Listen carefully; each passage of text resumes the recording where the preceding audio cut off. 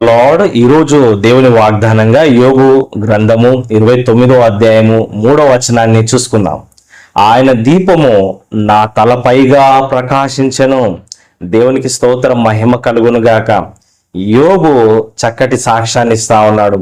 పూర్వ దినాల్లో నేను ఎంతగానో ఆశీర్వదింపబడిన వ్యక్తిగా ఉన్నాను. వేల కొలది గొర్రెలున్నాయి, వేల కొలది ఎడ్లున్నాయి, వేల కొలది ఒంటెలున్నాయి. 10 మంది పిల్లలు నాకుండేది, 3 ఆడపిల్లలు, 7 మంది మగపిల్లలు. కుటుంబం ఎంతో దీవెనకరంగా ఉండేది. దేవుడు నన్ను బహుగా దీవించినాడు, ఎన్నో ఆస్తులు ఇచ్చినాడు.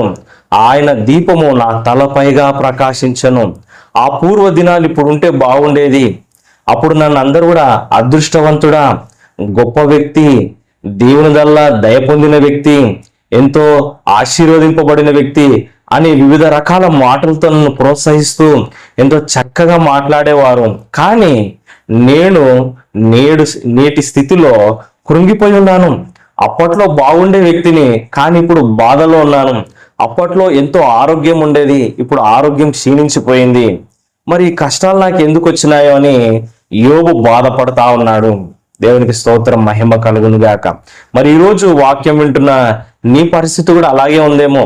అప్పట్లో బాగుండేదండి, డబ్బులు బాగుండేటివి, మంచి కుటుంబంలో సమాధానం ఉండేది, మంచి ఆరోగ్యం ఉండేది. సడన్ గా జీవితం మారిపోయింది, ఎంతో దీనమైన స్థితిలో ఉన్నాను, నా జీవితం ఏమీ బాగలేదండి అని బాధపడుతుండొచ్చు.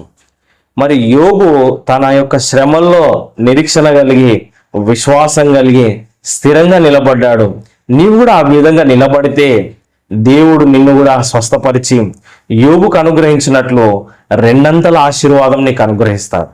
మనము బాగున్నప్పుడు అందరూ మనల్ని మెచ్చుకుంటారు. మనం కష్టాల గుండా, శ్రమల గుండా వెళ్తున్నప్పుడు మన వాళ్ళే మనల్ని నిందిస్తూ ఉంటారు, చిన్న చూపు చూస్తూ ఉంటారు.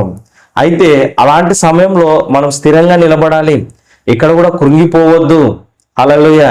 ఎక్కడ కూడా నిరుత్సాహపడొద్దు. శ్రమ దినమున నీవు కృంగినేడల చేతగాని వాడి అవుదు అని సామెతల గ్రంథంలో రాయబడినట్లు నీవు స్థిరంగా నిలబడు, విశ్వాసంలో ఉండు, అధైర్య పడకు. దేవుడు నిన్ను కనికరి